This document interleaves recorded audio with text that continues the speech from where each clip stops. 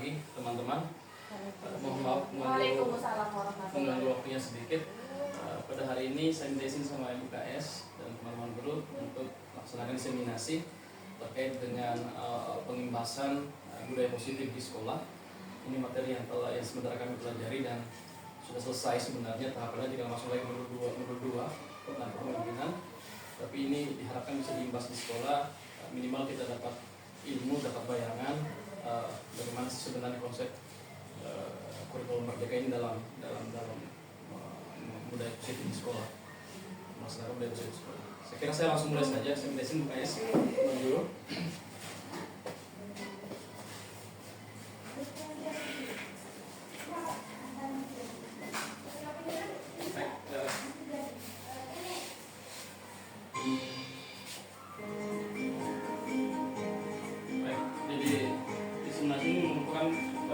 Pemahaman tentang bagaimana kita berbudaya positif.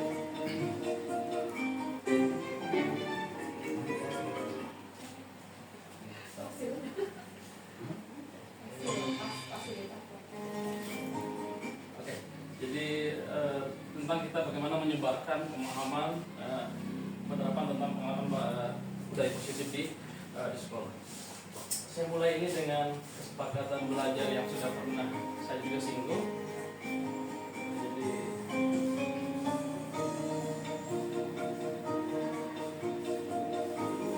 ya, kesepakatan belajar ya seperti biasa, kalau dalam proses ini ada yang mendiskusikan silakan bisa ditanyakan, kemudian hal-hal lain mungkin bisa kita bicarakan secara teknis nanti.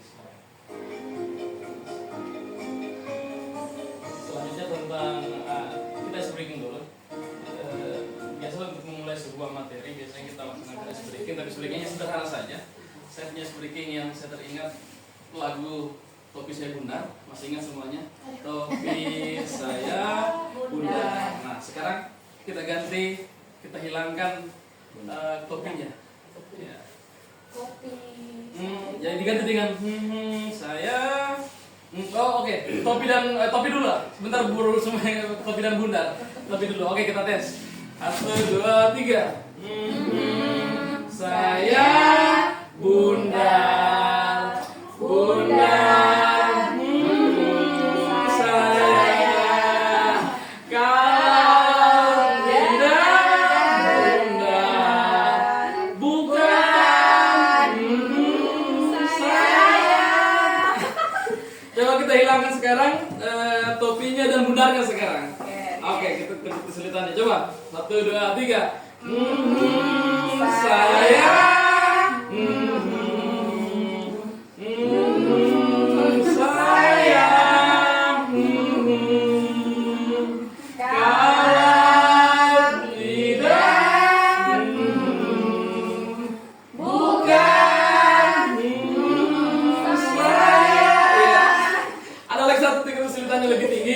diganti dengan anu saya, topi diganti dengan kata anu, tapi itu diganti lagi sudah. Oke, jadi itu sedikit kita lagi ingat anu saya, karena ini semua orang tua jadi itu ganti anu saja, tapi karena oke sudah, itu sedikit saja. Baik, langsung masuk yang pertama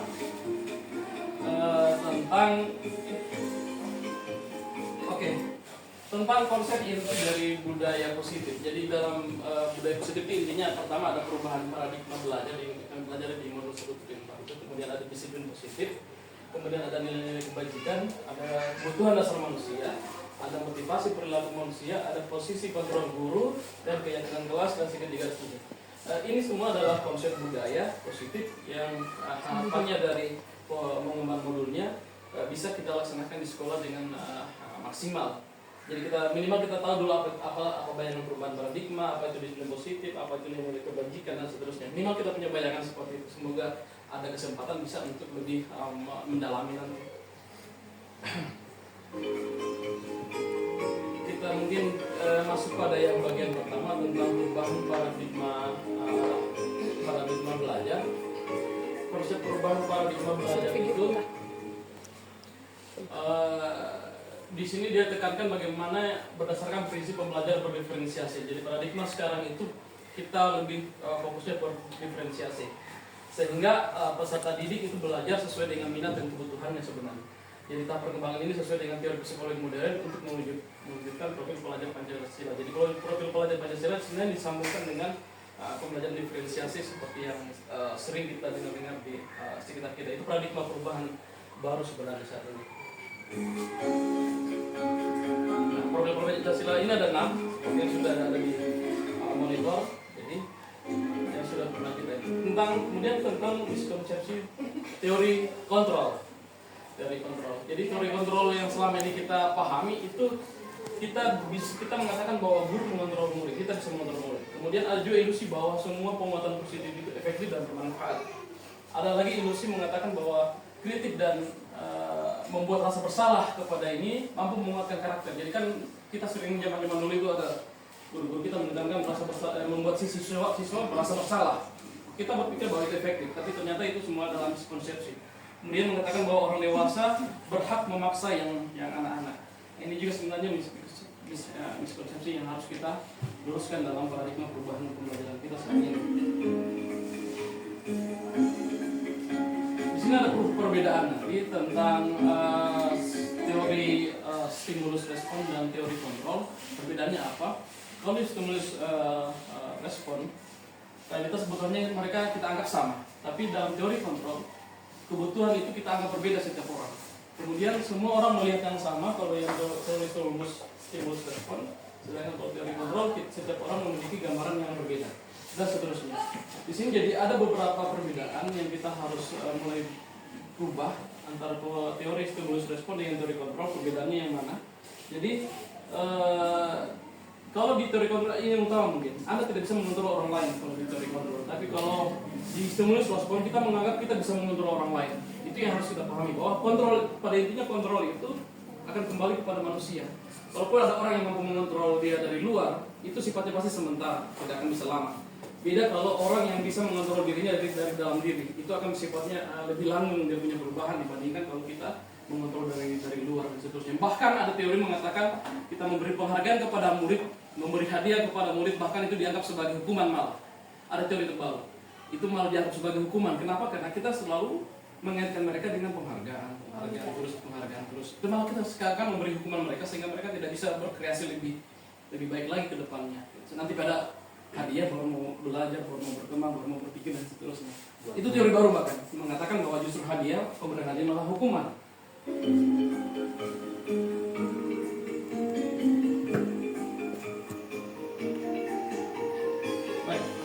Kemudian saya masuk kepada teori disiplin positif. Disiplin positif itu dari bahasa disiplina yang artinya belajar. Jadi disiplin diri ini artinya kita berusaha menjadikan si anak ini memiliki rasa tanggung jawab terhadap apa yang dilakukannya berdasarkan nilai-nilai yang dia yakini. Itu disiplin positif intinya. Bukan cuma sekedar disiplin, tapi ada positifnya. Karena disiplin juga tidak selalu positif. Ada yang kemudian yang kembali. Jadi positif itu adalah bagaimana kita membangkitkan dari dalam dia berusaha untuk bertanggung jawab dan meyakini nilai-nilai yang diyakininya kayak kebaikan. Dia yakin bahwa kebaikan menolong orang itu akan mendatangkan manfaat untuk dia di kemudian hari. Dia yakini bahwa saling menyumbang apa tidak akan membuat dia miskin atau semua. Hal-hal kayak gitu harus kita tanamkan sehingga dalam dirinya muncul keyakinan. Kemudian disiplin positif merupakan salah satu cara penerapan disiplin yang bertujuan menumbuhkan kesadaran. Jadi menumbuhkan kesadaran, memberdayakan peserta didik tanpa imbalan penghargaan. Jadi dia intrik dari dalam kita mau bagaimana memicu dari dalam diri peserta didik. Sebagai pendidik tujuan kita adalah menciptakan peserta didik yang memiliki disiplin diri sehingga mereka berperilaku mengacu pada nilai-nilai kebajikan itu. Jadi pada intinya kita berusaha bagaimana menumbuhkan dari dalam dirinya untuk bisa memotivasi dirinya untuk berbuat baik dan terhadap dirinya, terhadap lingkungannya dan terhadap masyarakat secara umum.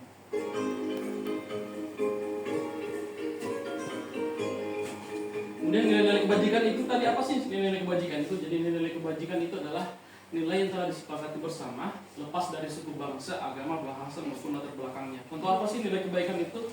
Pertama itu profil pelajar Pancasila itu semua sudah nilai kebaikan yang paling inti dalam ternyata dari kita warga Indonesia. Dari AIBO Primary Years Program ini dunia, program dunia.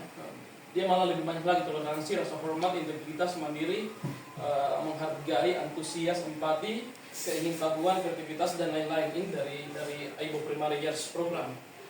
Kemudian ada keterangan terakhir dari life skill secara umum, yaitu dapat dipercaya, lurus hati, pendengar yang aktif, tidak merendahkan orang lain, dan memberikan yang terbaik dari diri. Jadi ini nilai kebajikan yang kalau mungkin bertanya apa sih nilai kebajikan seperti apa sih gambarannya ya? Ini nilai kebajikan itu, tapi yang paling mudah sebenarnya kita tinggal lihat saja yang mana pertama kita profil pelajar Pancasila.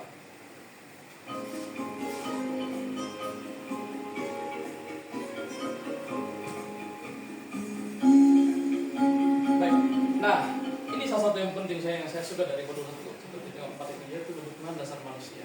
Apa sih kebutuhan dasar manusia? Itu adalah segala sesuatu yang dilakukan untuk mendapatkan apa yang kita inginkan.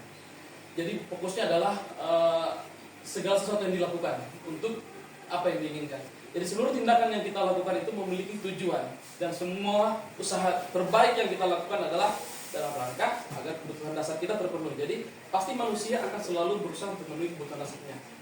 Apapun dia akan lakukan, mau itu pada mencuri, maupun saya mungkin menyakiti orang, pasti itu karena alasan kebutuhan dasar manusia. Makanya harus kita pahami sebenarnya. Terus pertanyaannya, apa saja kebutuhan dasar manusia? Pangan, sandang, papan. Nah, ternyata ada 5. Nah, oke.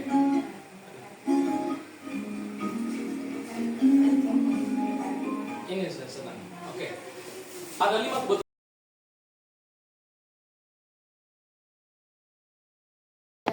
Supaya kamu sambilan. Ciri dari orang yang menginspirasi saya. Jadi kalau siswa itu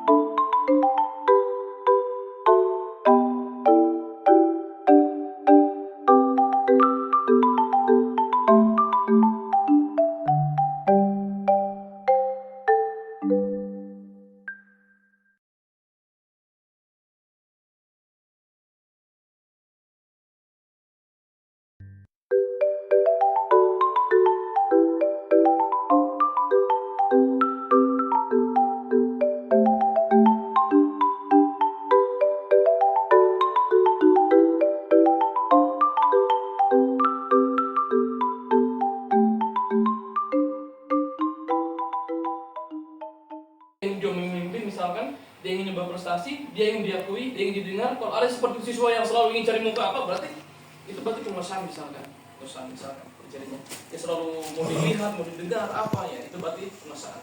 Mungkin dia kekurangan sehingga kita harus penuhi itu. Kebebasan, cirinya apa? Mandiri, dia ingin memiliki pilihan, dia ingin mencoba hal baru, dia ingin mampu mengendalikan arah diri, ya. Kemudian itu kebebasan, dia ingin hal-hal baru. Kemudian kesenangan itu dia ingin bermain, humor, antusiasme, tertawa. Hal-hal ini tentu juga harus kita telusuri dalam siswa. Kelima ini yang menjadi apa yang menjadi kekurangannya. Yang perlu kita garis bawahi adalah ada beberapa kebutuhan yang sifatnya dari luar, yaitu cuma satu ini, bertahan hidup. Sisanya ini semua berasal dari psikologi. Yang ini dari luar, tidak butuh dia Anda lakukan dari manusia, tapi yang keempat ini sifatnya berasal dari psikologi manusia itu sendiri. Jadi ini yang harus kita wanti-wanti keempat ini sebenarnya dibandingkan yang pertama ini. Karena ini sifatnya makanan apa ini kan dari luar, jadi ini faktor internal semua ini kasih sayang. Ini yang penting menurut saya. Harus kita telusuri yang mana siswa yang kekurangan itu, sehingga ada teori mengatakan kenapa anak itu dia berbuat jahat, kenapa itu anak dia selalu menindas temannya, karena salah kebutuhan ini tidak dipenuhi, sehingga dia mencari kebutuhan itu di sekolah. Di rumah kurang sehingga cari di sekolah. Itu dia punya efek berantainya. Itu cuma gambaran saja, gambaran manusia. Kemudian kita lanjut lagi pada motivasi perilaku manusia. Nah, ini juga tidak kalah penting. Ada 3 motivasi perilaku manusia. Yang pertama, dia selalu untuk menghindari ketidaknyamanan atau hukuman. Pasti itu. Orang akan selalu menghindari ketidaknyamanan atau menghindari hukuman. Sehingga memang betul bahwa untuk kalau yang kasih hukuman dia akan berubah sesaat. Tapi sesaat sifatnya. Karena dia menghindari. Karena sifat perilaku manusia, motivasi perilakunya ini ada yang pertama. Kemudian yang kedua, dia juga ada perilaku karena untuk mendapatkan imbalan penghargaan. Ada siswa juga ternyata dia nanti mau belajar, nanti ada imbalan, ada gula-gula, ada uang, ada hadiah buku, apa semua. Baru dia mau belajar, itu juga motivasinya. Ini sifatnya ekstrinsik dari luar motivasi itu. Ada satu yang kita harapkan muncul yaitu dari dalam diri siswa, yaitu untuk menjadi orang yang mereka inginkan sendiri, menghargai dirinya sendiri juga dengan nilai-nilai kebajikan yang sudah diyakini. Jadi kita butuh yang motivasi intrinsik seperti membangkitkan motivasi mereka, sehingga motivasi perilakunya berdasarkan yang ini. Dia ingin menjadi orang yang baik kemudian hari. Dia ingin menjadi orang yang selalu membantu orang lain. Kita menumbuhkan itu ya, sehingga dia yakini bahwa itu baik untuk dia di masa depan. Itu yang berusaha kita cari. Teori motivasi yang ketiga ini. Yang dua ini adalah dari ekstrinsik, yang satu ini cuma dari dalam. Ini yang penting dari dalam. Dari luar ini sifatnya akan sementara pasti. Karena dari luar, karena tidak selamanya pemicu dari luar itu ada terus. Dia ketemu guru yang baik, tidak selamanya di SMP dapat guru yang baik, di SMA bisa saja dapat guru yang tidak bagus dan tidak memberi motivasi secara bagus, misalnya hancur padahal. Jadi ini yang di sasaran kita yang dilihat dari dalam. Kemudian, nah, ada perbedaan antara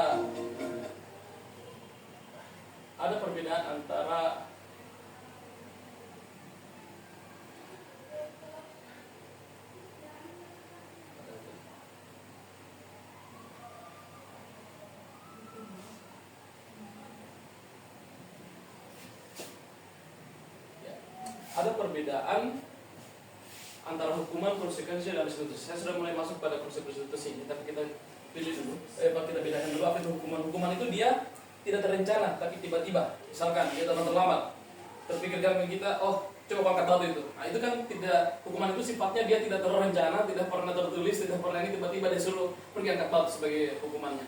Kemudian murid tidak tahu apa yang akan terjadi jika tidak dilibatkan. Nah ini sifatnya tiba-tiba.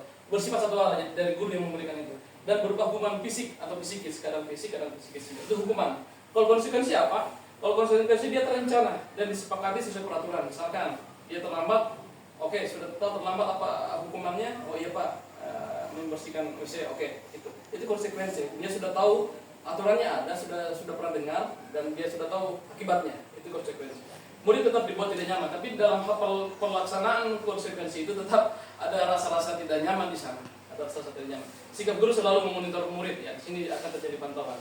Kemudian restitusi. Nah, ini konsep restitusi adalah konsep disiplin positif sebenarnya. Jadi proses menciptakan kondisi bagi murid untuk memperbaiki kesalahan. Jadi ini restitusi. Kemudian proses kolaboratif yang mengajarkan murid untuk mencari solusi sendiri. Jadi ini sifatnya diskusi dialog. Ada dialog sebenarnya dalam restitusi itu. Jadi kita meminta siswa untuk memikirkan solusinya bagaimana supaya dia bisa belajar ke depannya. Jadi restitusi ini yang mulai dikembangkan di pembelajaran guru masa depan. Mungkin Bu Reka tahu tentang restitusi itu dalam konseling. Ya, 5 posisi kontrol. Nah, ini terkait dengan restitusi itu, maka ada 5 posisi kontrol yang harus kita ketahui minimal. Yang pertama ada posisi kontrol kita sebagai guru, sebagai orang tua juga penghukum. Ada posisi kontrol kita membuat merasa bersalah. Terkadang juga kita bisa menjadi teman. Terkadang juga kita jadi pemantau, terkadang juga kita menjadi manajer. 2 yang ini adalah disiplin negatif, tapi yang 3 ini positif. Disiplin positif, teman, menjadi pemantau, menjadi manajer. Dan sebaiknya kita menjadi manajer kalau menjadi guru. Apa itu manajer? Dan sebentar semoga ada dia punya ini ya. Kita menjadi teman seni. Nah, ada kasus lah, ya. Contoh penerapan dari posisi kontrol itu. Ada kasus siswa tidak mau memakai atribut lengkap suatu upacara bendera. Kemudian kita memberi, kalau guru penghukum pasti dia akan disuruh hormat bendera selama 1 jam. Tapi kalau pembuat merasa bersalah, dia akan beritahukan berapa kali ibu bapak harus memberitahu kamu selalu saja mengecewakan bapak ibu. Ini posisi pembuat merasa bersalah. Jadi kita kata-kata yang membuat siswa bersalah. Ya, contoh penerapan ini. Bagaimana kalau posisi teman? Ya, kalau teman dia akan mengatakan, ayo dong, itu aturan sekolah. Tolong bantu ibu bapak ya, sekali ini saya ya sudah tidak apa-apa. Lain kali jangan sampai berbuat seperti ini ya, gitu. Kalau pemantau, kamu sudah melanggar peraturan sekolah, kamu tahu konsekuensi. Jadi kalau pemantau ini dia sifatnya mengarahkan ke peraturan terus, mengingatkan peraturan. Kemudian kalau teman mengatakan secara bahasa teman sehari-hari.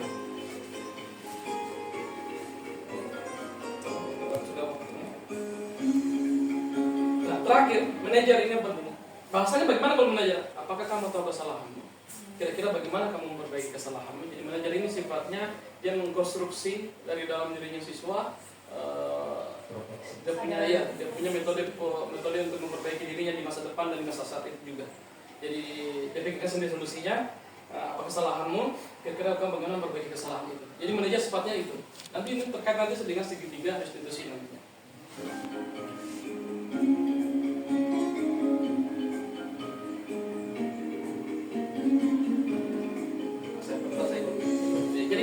Kontrol itu apakah aku ya, jadi saya kecewa sekali dengan kamu misalkan ya. Jadi ini posisi kontrol, kalau yang ini kamu tidak pernah benar melakukannya, ini bersalah pasti. Ini merasa bersalah. Kalau yang ini apa rencana untuk menyelesaikan masalah ini? Berarti apa ini? Manajer. Ayolah lakukan ini kebaikan bapak ibu. Kita dapat teman. Sekarang dia teman. Kamu tidak pernah mendapat nilai jika tidak dapat mengerjakan tugas. Ini apa? Pemantau. Jadi aturan ya. Oke, masuk pada keyakinan kelas. Mengapa keyakinan kelas? Mengapa bukan peraturan kelas? Ya, itu penting. Jadi kita punya keyakinan kelas. Ya, jadi pembentukan keyakinan kelas ini bersifat.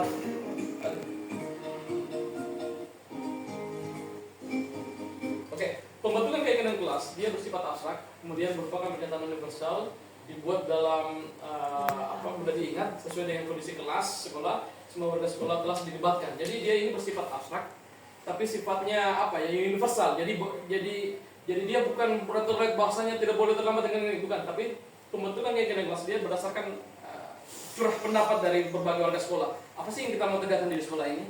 Misalkan, apa sih intinya? Misalkan, sikap saling menghormati. Bentuknya bagaimana? Seperti ini. Oke, kalau begitu kita buat dia punya bahasa yang lebih lebih simpelnya dan seterusnya. Jadi keyakinan kelas harusnya melibatkan seluruh warga sekolah. Jadi kemudian masuk pada segitiga restitusi. Nah, ini segitiga restitusi terkait dengan manajer tadi. Jadi suatu proses dialog yang dijalankan oleh guru akan dapat menghasilkan murid yang mandiri dan bertanggung jawab. Jadi segitiga restitusi ada 3. Tahap pertama adalah validasi tindakan yang salah. Kemudian tahap kedua menanyakan keyakinan, dan ketiga Pertama menstabilkan identitas dulu, kemudian validasi tindakan yang salah, baru terakhir menanyakan keyakinan. Ada tiga langkah. Semoga dijelaskan langkah-langkahnya. Terakhir, ya. Pertama menstabilkan identitas. Jadi pada prinsipnya dia membuat kesalahan adalah bagian dari proses pembelajaran. Jadi kita mengingatkan siswa nggak apa-apa salah, tapi itu bagian kita belajar. Tolong nanti ke depannya tidak seperti itu. Jadi kayak gitu. Berbuat hal itu wajar, tidak ada manusia yang sempurna. Ini kata-kata yang kalau digunakan untuk menstabilkan identitas, supaya dia tidak merasa bersalah, supaya kita panggil dia tidak gemetar apa semua. Dan kita dulu menstabilkan dulu di identitasnya. Jangan sampai supaya dia juga siap menerima masukan kita. Jadi kita istilahnya menurunkan frekuensi supaya bisa memasukkan kita punya motivasi. Tapi yang kedua adalah validasi tindakan yang salah. Setelah kita menstabilkan keadaan, jadi kita menanyakan, kamu pasti punya alasan yang benar apa untuk melakukan hal itu. Kamu pasti, padahal kamu bisa melakukan yang lebih buruk dari ini kan, tapi kamu tidak lakukan. Kamu patut bangga karena telah melindungi dan seterusnya. Jadi kalimat-kalimat ini adalah menanyakan secara langsung, secara tidak langsung tindakan apa sih yang menyebabkan dia berbuat salah. Jadi ini validasi tindakan yang salah, tapi secara halusnya, tidak langsung menjustifikasi bahwa ini dia salah apa tidak. Jadi kita memvalidasinya, apa sih sebenarnya yang terjadi. Jadi kita dengar curhatnya apa yang terjadi secara pelan. Yang terakhir baru kita menanyakan tentang keyakinan. Jadi keyakinan apa sih keyakinan kelas kita tentang kesalahan hari ini? Oh, Pak Guru, ternyata saling menghormati, saya telah melanggar sikap saling menghormati. Kalau saya bergerak dengan teman, oh, Pak Guru, saya terlambat, berarti saya telah melanggar kedisiplinan waktu, ketertiban waktu, dan itu tidak sesuai dengan apa yang sudah disepakati. Jadi kayak gini kita membangun dari dalam dirinya untuk bisa membangkitkan dia punya penyelesaian masalahnya sendiri. Kamu ini menjadi orang seperti apa sih ya? Kayak begitu tuh sudah menanyakan keyakinan kelas. Secara umum itu segitiga responnya. Kemudian contoh pengalaman ini cuma contoh pengalaman saja. Di sini ada prosedur apa semua. Saya percepat saja. Jadi ini ada juga video yang saya sudah buat pada akhirnya. Ini sebagai yang sudah ini. Oke. Saya kira demikian saja apa yang dapat saya diseminasi pada pagi ini. Lebih dan kurangnya mohon dimaafkan. Silakan masuk Pak Edi. Terima kasih atas partisipasi semua. Sekali ucapkan wabillahi taufiq wal hidayah. Wassalamualaikum warahmatullahi wabarakatuh. Waalaikumsalam warahmatullahi wabarakatuh.